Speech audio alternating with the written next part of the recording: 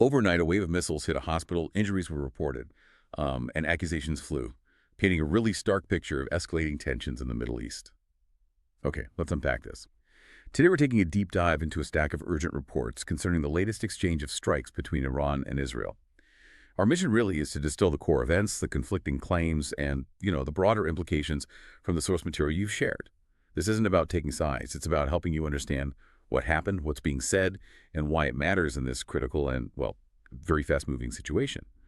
We're examining these recent events against the backdrop of almost a week of intense Israeli airstrikes on various Iranian targets. Our sources detail Israel's previous campaign hitting military and nuclear sites, energy facilities, airports, government buildings, and even residential areas.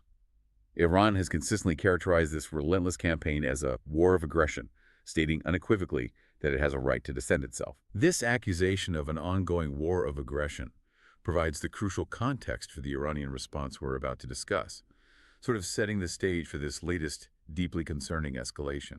Yeah, and what's really striking here is how immediately actions are followed by counteractions in this conflict.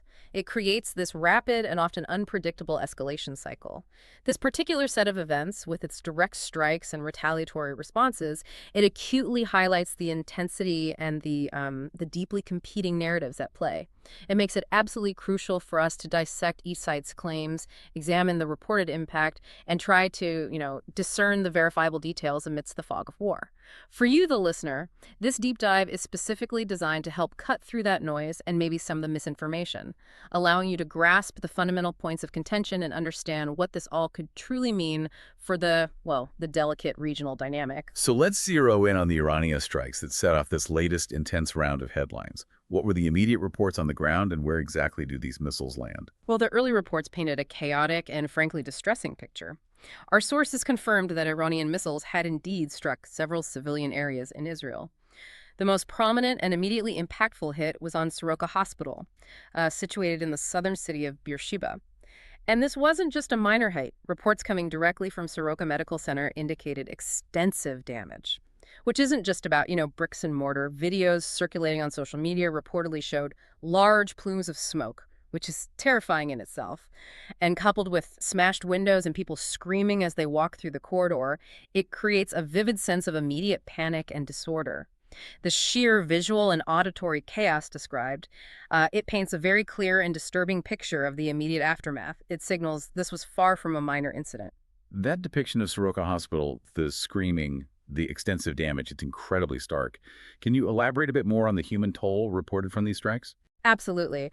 The human cost, as often happens in these situations, is very real and immediately apparent in the sources. Israel's emergency service, Megan David Adam, or MDA, they confirmed a staggering total of 65 people being treated for injuries across the country, directly as a result of these strikes. 65 people. Yeah, 65. And the specific breakdown paints a stark picture, too. We're talking about a man in his 80s and two women in their 70s listed in serious condition. Additionally, two women in their 80s were in moderate condition, and then 42 individuals were categorized in mild condition. But what's particularly striking and often overlooked in these large-scale events is that 18 people were actually hurt while simply on their way to bomb shelters. Just trying to get to safety. Exactly. This detail truly underscores the widespread panic and the sort of incidental dangers of such a barrage. It indicates that even seeking safety carried its own risks for the civilian population at that moment. An MDA paramedic also reported extensive destruction at a building site separate from the hospital, with one woman aged around 60 taken to hospital in serious but stable condition, which highlights the damage beyond just the primary reported target of the hospital itself. So it's not just the direct hit potentially on the hospital, but this ripple effect of injuries, destruction across civilian life. What about the hospital itself after the strike? What were the immediate operational impacts? Following the strike, the immediate operational impact on Soroka Hospital was severe. I mean, really severe. The facility subsequently asked people not to come for treatment. That's a clear and frankly chilling indication of the severe disruption to its ability to function normally, to provide urgent medical care when it's most needed. A hospital telling people not to come. That's it. It really is. And adding another layer of concern, there were also serious reports about a potential leak of hazardous material at the site. This prompted Israeli police to urge people to avoid the area altogether, effectively turning a medical facility into a potential public safety risk due to these unforeseen consequences of the blast or the strike itself. Yeah. So yeah, this wasn't just about physical damage. It was about a critical medical institution being rendered at least partially inoperable and potentially posing a further threat to the community. And was the impact confined solely to Beersheba, or did these Iranian strikes hit other parts of Israel as well? Our sources indicate that the impact extended beyond Beersheba. Other sites in Israel were also hit. Specifically mentioned are Holon and Ramat Gan, both of which are in the highly populated Tel Aviv area. Right near Tel Aviv. Exactly. Photos from Ramat Gan, for instance, reportedly showed extensive damage with buildings destroyed. This illustrates quite clearly that the impact of these strikes was not isolated to a single city. It implies a wider geographical reach and maybe a broader intent than just a single targeted location. So it wasn't just Beersheba, but a much wider civilian impact across heavily populated areas. And the scale of the attack you mentioned, dozens of ballistic missiles. Mhm. What does the source say about the sheer volume and reach of this particular barrage? Indeed, the scope was significant, and that's a key insight here from the reports. An Israeli military official described this particular incident as the largest Iranian missile barrage in a couple of days, explicitly stating that dozens of ballistic missiles were fired. Dozens. Dozens. This wasn't a minor volley. It triggered sirens across much of Israel, from the south all the way up to Tel Aviv and even Jerusalem. Explosions were distinctly heard in those major cities, creating widespread alarm, as you can imagine. Mm-hmm. This indicated a substantial penetration of Israel's air defenses, which is a crucial shift.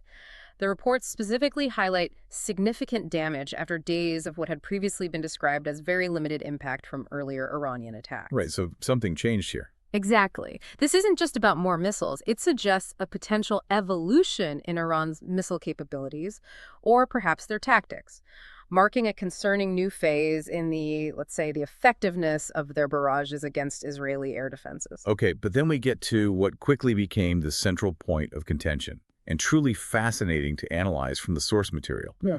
These two completely different accounts of what was actually targeted in Beersheba. What does Iran claim was hit, and how does Israel vehemently respond to that? That's the core of the dilemma here, isn't it? It's a battle of narratives as much as a physical exchange. The source material presents Iran's claim very clearly, according to Iranian state media, specifically the IRNA news agency. The main target of the missile strike was a military site next to Soroka Hospital in Beersheba. Importantly, not the facility itself, according to them. Next to it. Yes.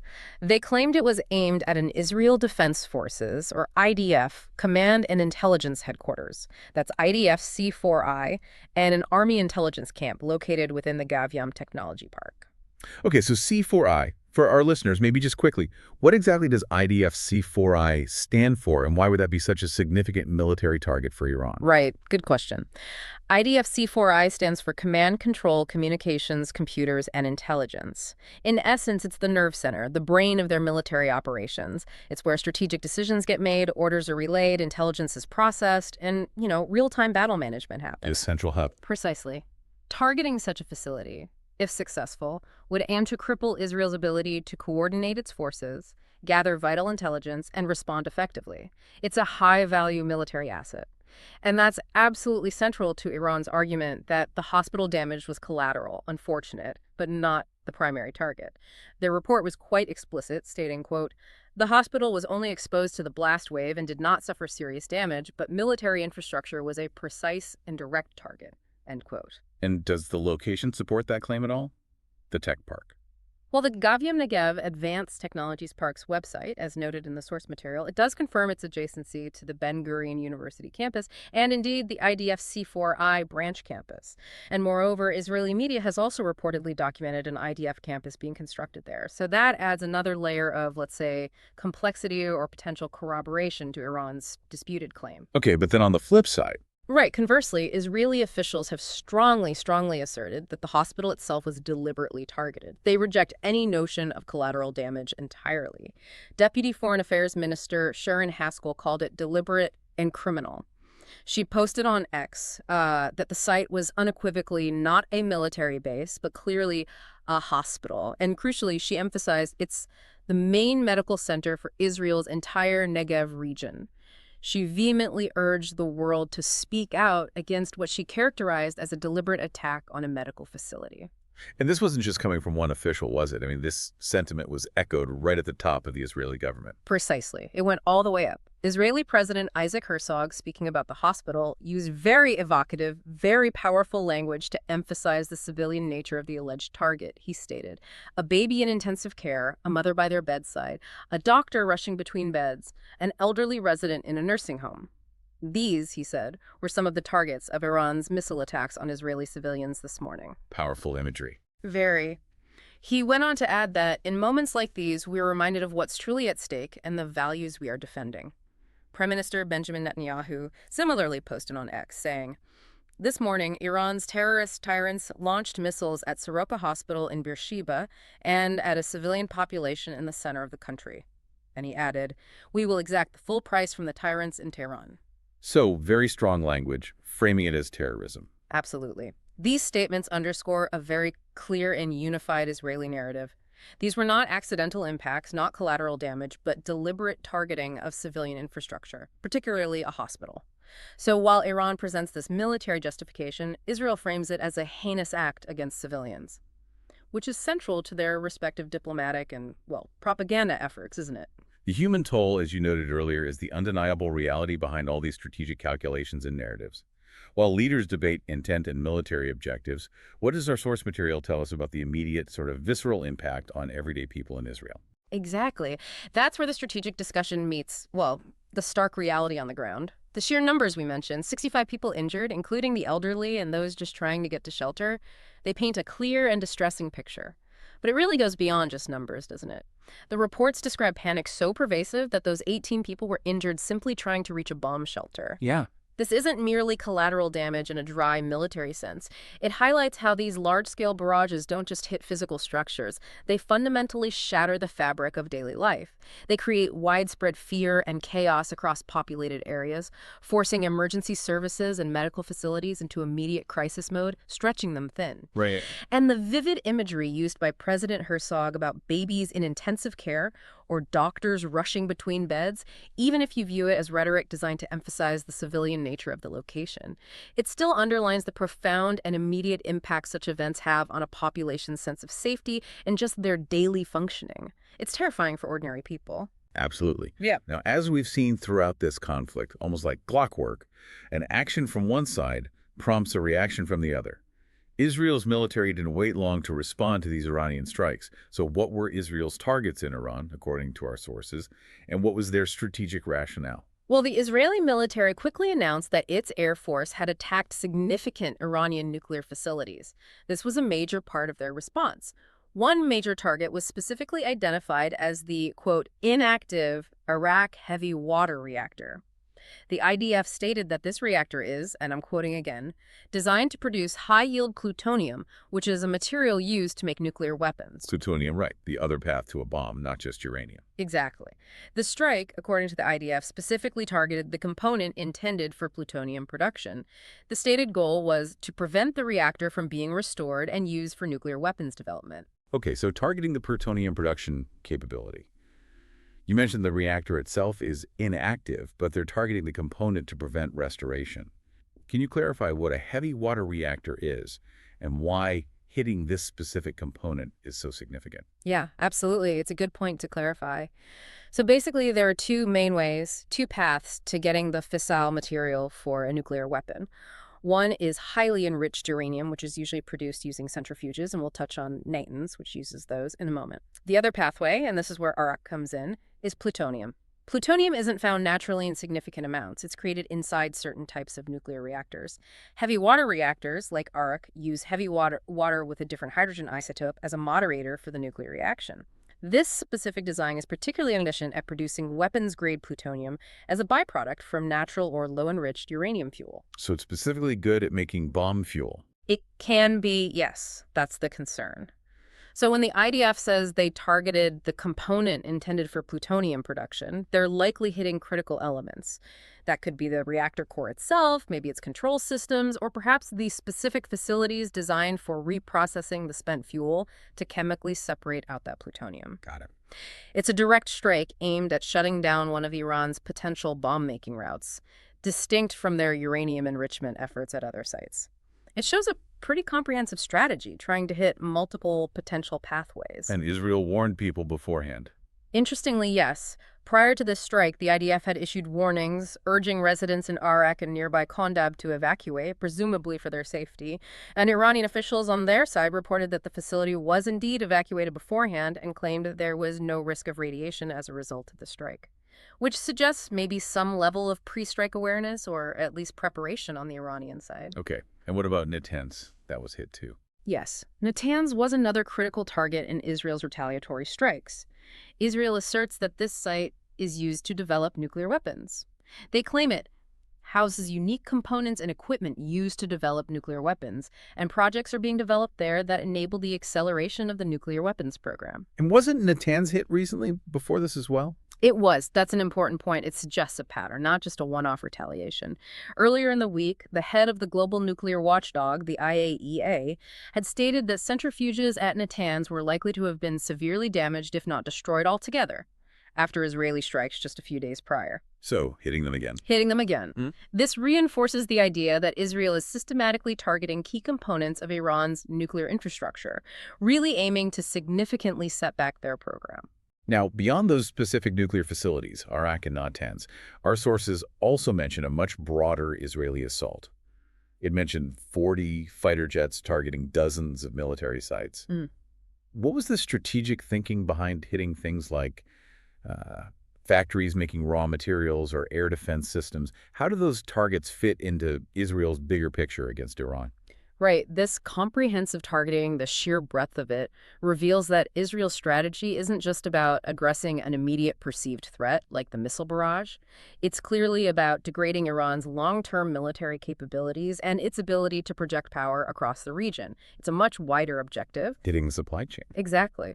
Striking factories making raw materials is a crucial move. It aims to disrupt the very base of Iran's military-industrial complex. This could affect everything from conventional ammunition production to, say, drone components or missile parts. It's about choking off the supply chain right at its origin. The goal seems to be limiting future production across the board, making it harder for Iran to sustain its military efforts or replenish stockpiles. And the missile parts and air defenses. Well, targeting parts used to assemble ballistic missiles directly impacts Iran's offensive strike capacity. It aims to reduce their future ability to launch barrages like the one that hit Beersheba. And hitting locations for building Iranian air defense systems and missiles is a classic preemptive measure. It's designed to ensure Israel retains air superiority in any potential future conflict, making it significantly harder for Iran to defend itself or protect its strategic assets from Israeli air power.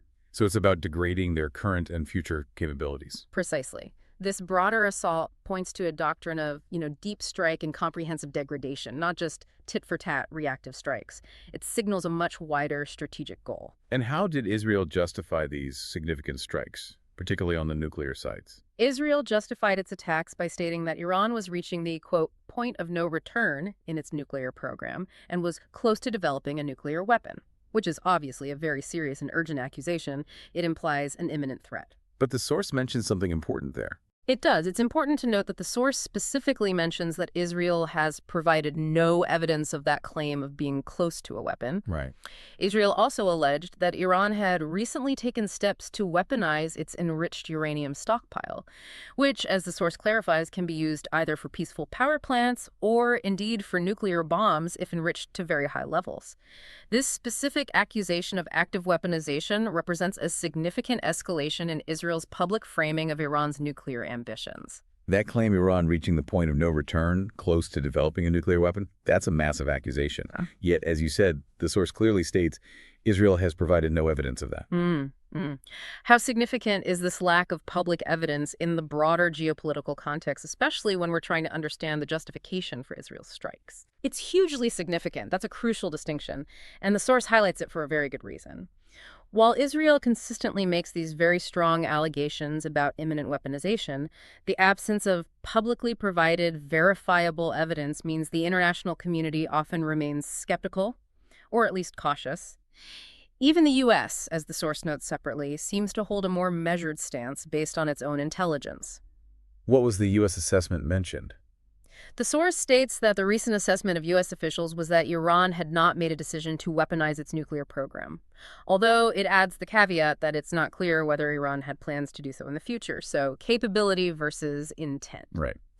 This discrepancy creates a real diplomatic challenge for Israel. Its claims, even if strategically intended to rally support or justify its actions, don't always align with a broader international intelligence consensus. This makes it significantly harder for them to build widespread international backing for their more aggressive actions, like these strikes. So, turning back to Iran, how do they frame their own nuclear program in the face of these Israeli accusations? And how do they explain their actions, particularly their recent missile strikes on Israel? Well, Iran has consistently maintained for years now that its nuclear program is solely for civilian, peaceful purposes, energy production, medical isotopes, things like that. This is a critical counterpoint to Israel's assertions, and it's a narrative they've held steadfastly, reiterating it again even after these latest Israeli strikes. And the U.S. assessment kind of backs that up, or at least doesn't contradict it directly on weaponization. Exactly. The source emphasizing the recent U.S. assessment that Iran hadn't made a decision to weaponize adds another layer of complexity. It suggests there isn't a unified international consensus on Iran's immediate weaponization intent, which definitely complicates Israel's justification narrative for its preemptive strikes. And how did Iran react diplomatically to the Israeli strikes on its territory? They've been quite vocal in their condemnation. On Sunday, following the strikes, they reiterated their stance that their nuclear program is peaceful. But they also went further, urging the IAEA's 35-nation Board of Governors to strongly condemn the Israeli strikes. They're clearly seeking to leverage international diplomatic pressure against Israel's actions, framing them as violations of international law and possibly the NPT, the Non-Proliferation Treaty. And their justification for their own strikes, the ones hitting Beersheba and elsewhere.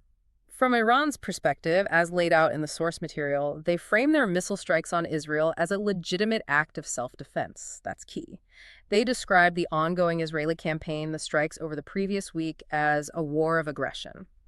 They state their actions were a direct response to almost a week of Israel's airstrikes on military and nuclear sites, energy facilities, airports, government buildings, and also residential areas within Iran. So they see it as retaliation for Israeli aggression. Precisely.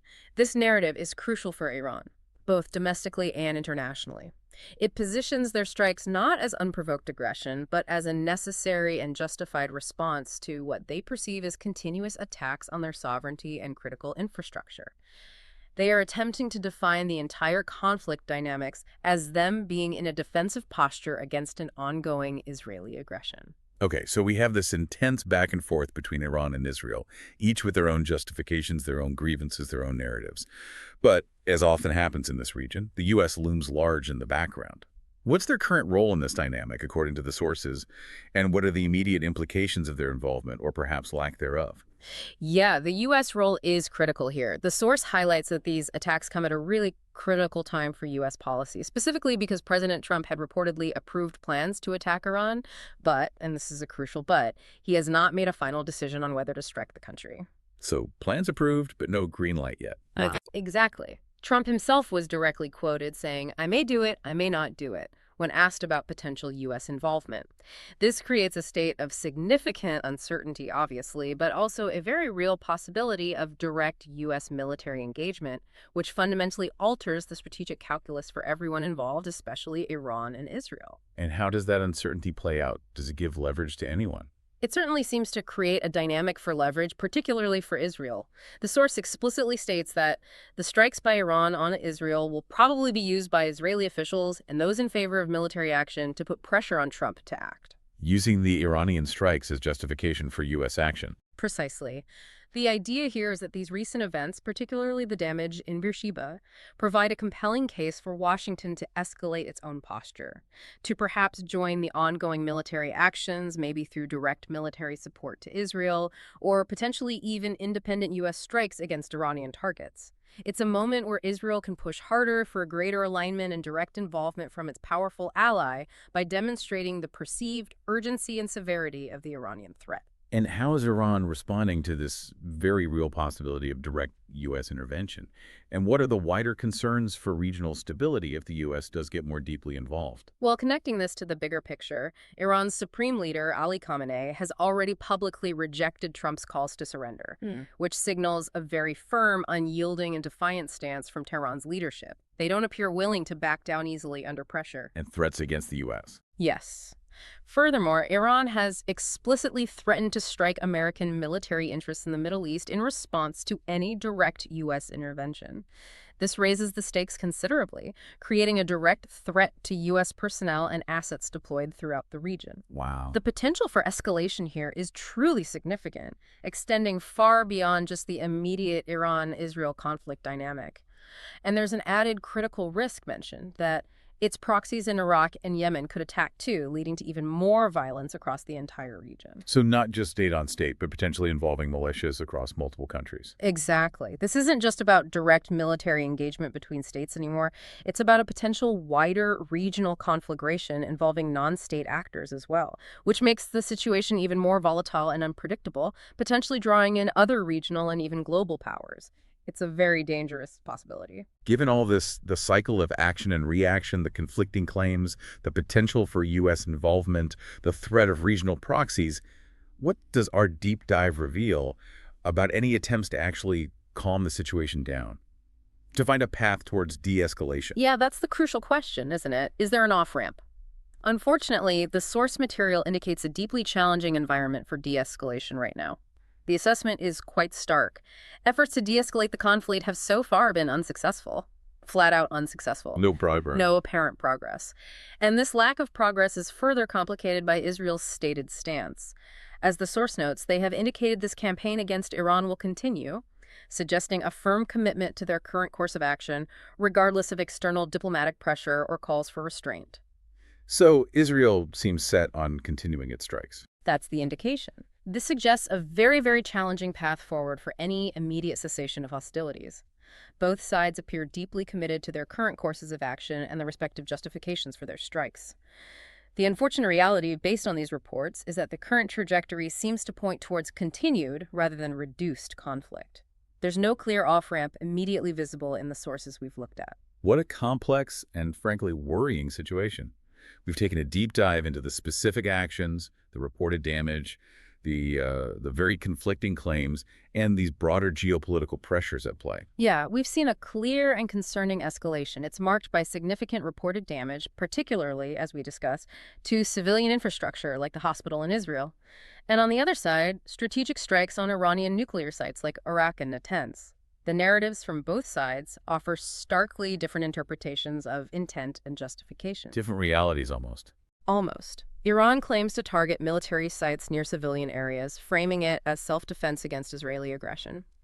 While Israel alleges deliberate targeting of civilians by Iran and justifies its own strikes as necessary, preemptive actions against what it claims is an imminent nuclear weapons program.